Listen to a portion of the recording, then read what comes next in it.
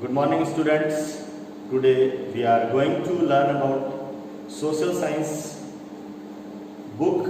The name is Overpast Part 2nd and the lesson is 7th lesson, Tribe, Nomads and Settled Communities. Let us see. During various social changes took place in the Indian subcontinent from various time to time. In that time, earlier societies were changed, and for the economical and political changes, these society took place in medieval India. Earlier in Rigveda, our society was divided into 4 parts. Those were known as Varnas. 4 Varnas were Brahman, Kshatriya, Vaishya and Sudra. Later on, these Varnas transferred to the small Jatis or castes. Actually, at that time, there was a lot of need of skilled people, those who can work in different areas according to their artisan skills, like carpenters, masons and other smiths. So further, according to these skills, these varnas were divided into caste. Actually, this caste system was the base of work division system. But later on, this work division was divided to the birth-based system. In this, there were one more community was there that was known as tribes. These tribes did not follow the rules and regulations made by the Brahmanical society of India. They lived equally. They did not believe in the caste system, and their main base was their blood ties. They did not have or preserve any written records, but passed on the culture through the means of oral traditions. Some of the tribal societies were nomadic in nature. Nomadic means they did not possess their own homes. They will wander here and there.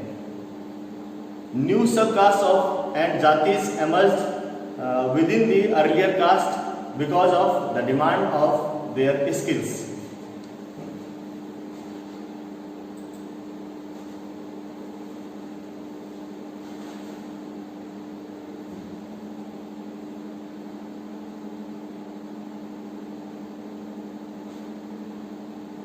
Major occupations and lifestyle.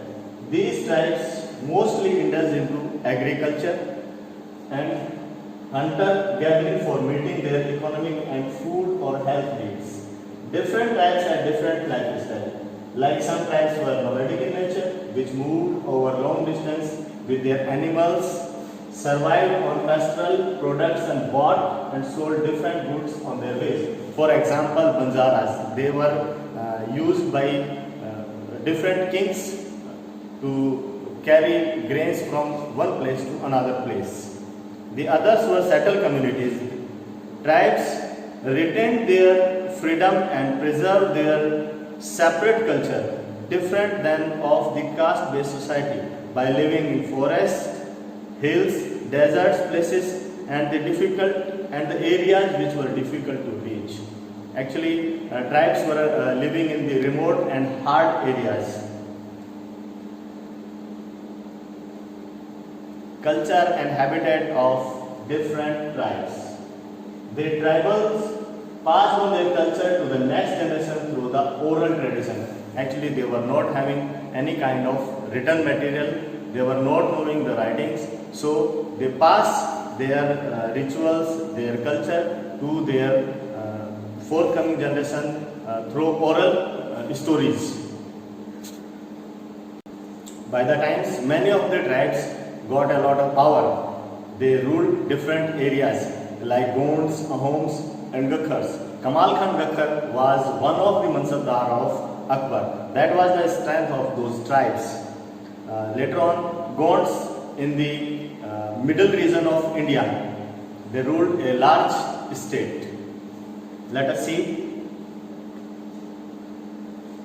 You can see the scattering of and the emergence of these different tribes. In the northwestern part of India were Arguns, Langas and Blods. In northern part there were Bakarwals and Gaddis. In the middle area there were Gonds, Begas, Mundas and Santhal. In the northeast there were Ahoms, Garo, Khasi. In the southern parts Badagas, Vedras and Marwars. And in the western parts Bhil, Kolis and Bairaks were ruling. These were the different tribes scattered all over India. New caste and hierarchy. Due to various economic and social development, the demand of people with new skills increased.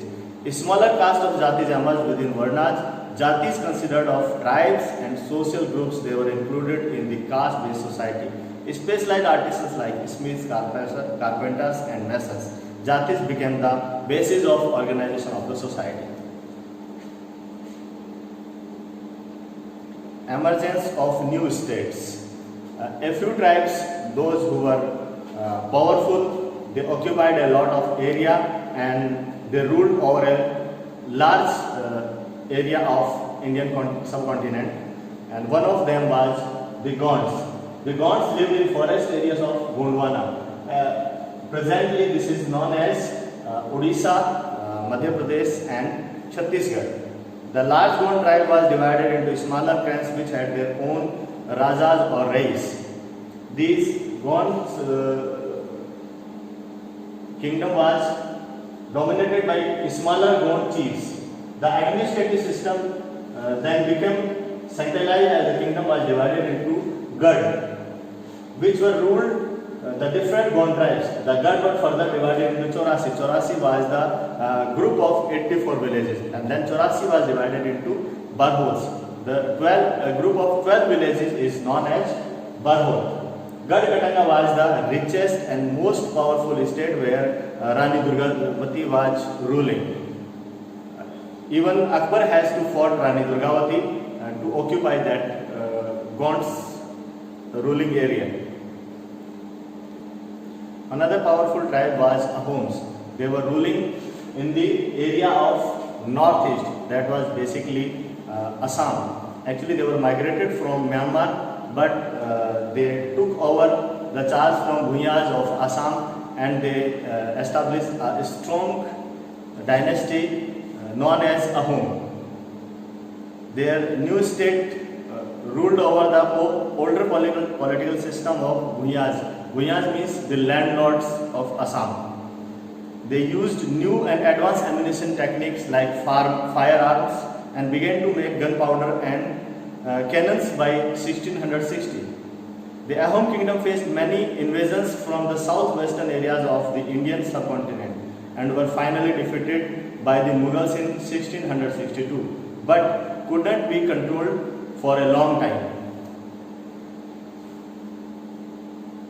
The system of forced labor prevailed in the Ahom kingdom, and these laborers were called the Paiks.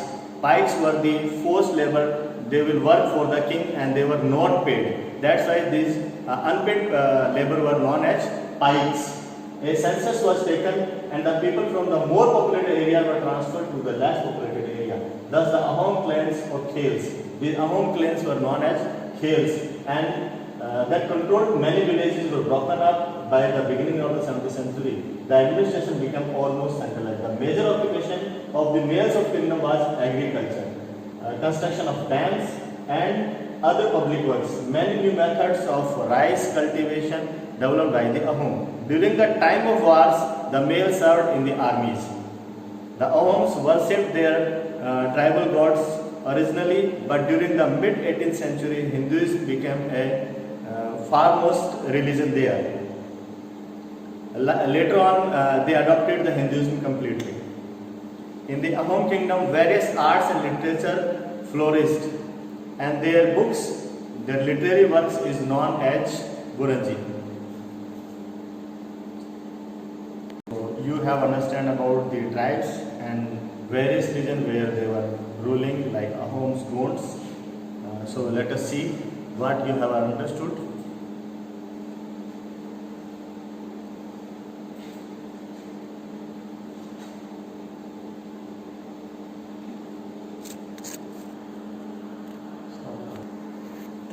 Let us see a small quiz. Vaisali is interested in knowing about art and craft of medieval India. So she visited Thanjavur, a city in Tamil Nadu. It is an important center of religion. See, a small quiz. Kavya, a student of history, found that all the ancient empires of India rose and fell with time, but they did not stop development of arts and craft production in towns and villages. She noticed many important political, social and economic changes, but the change in different societies were not the same. Why so? Because there were some strategy used in every society, because different kinds of society involved differently. All who were educated were not interested in politics. Many wild animals like dinosaurs were found in the only some parts of subcontinent.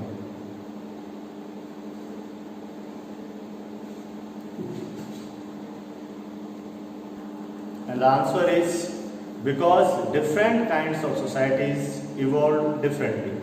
Who prescribed the rules of Varna system? There are 4 answers: the Brahman, the Kshatriya, the Vaishya and the Sudra. And the correct answer is Brahmana prescribed the rules of Varna system.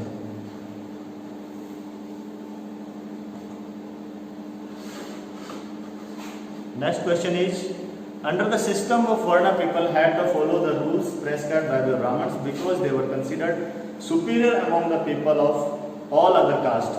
But there were some people who did not follow those social rules and rituals and were divided into numerous unequal classes. What were they known as?